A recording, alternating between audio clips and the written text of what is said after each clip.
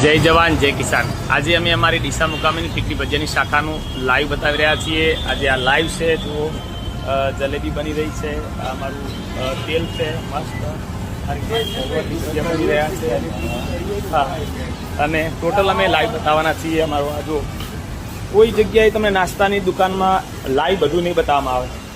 જુઓ આ અમારી ડુંગળી છે, આ મરચાં છે, પાલક પણ 2-3 પાણી ધોઈ અને એને સફાઈ થયા પછી આ અમારું એકદમ ફ્રેશ મરચું છે। જો અમારા ખેતરના મરચાં છે, પાલક પણ આપણી પોતાની પ્રોડક્ટ છે।